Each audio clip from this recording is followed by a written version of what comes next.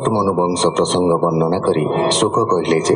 मनुकन्या आकुति एवं देवहूति दुई भौणी थिले। धर्मज्ञान उपदेश प्रदान पाई परम ब्रह्म अंशरे पूर्वे यज्ञ बराह कल्परे देवहूति गर्भरु कपिल जन्म हेले। सृष्टि सर्जना पाई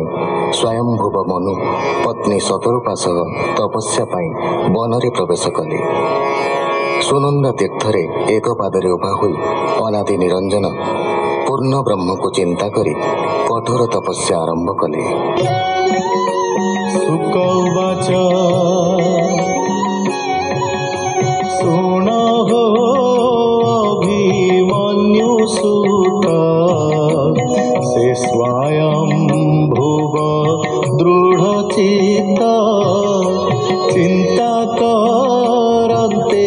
तपबले सुदृढ़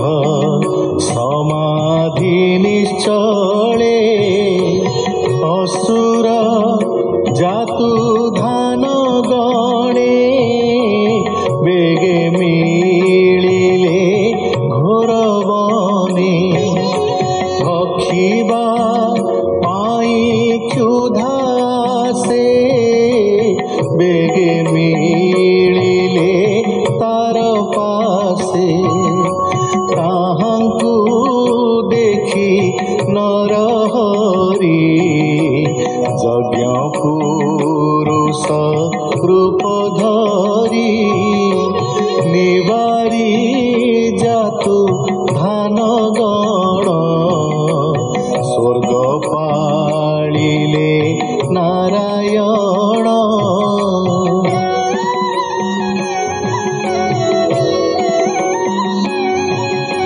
जे हरि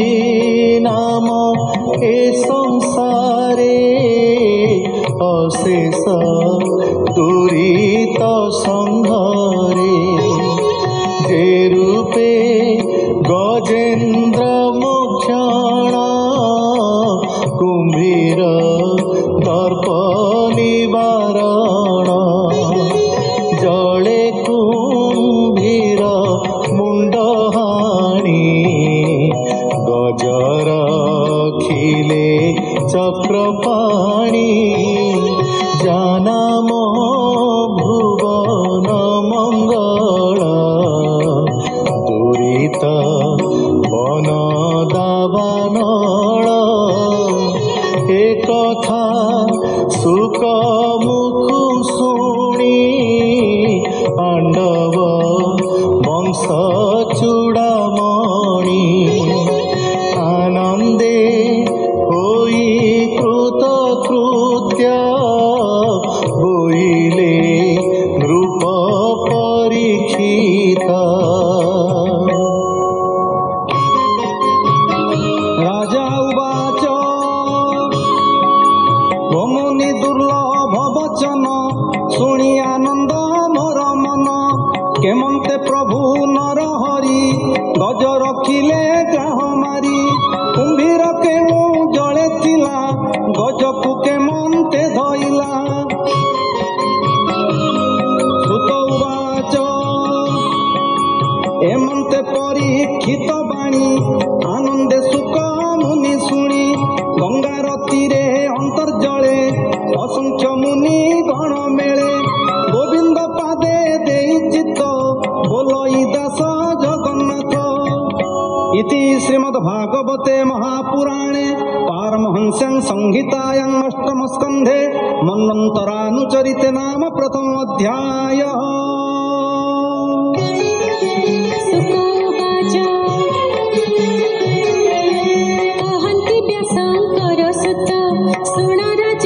परीक्षित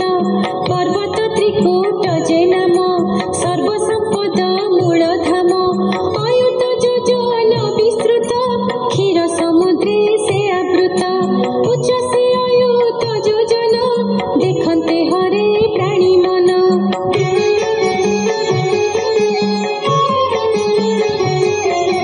निझर शब्द गंभीर अति सुरम्य मनोहर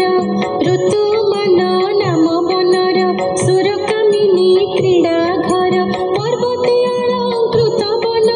फल फूलरे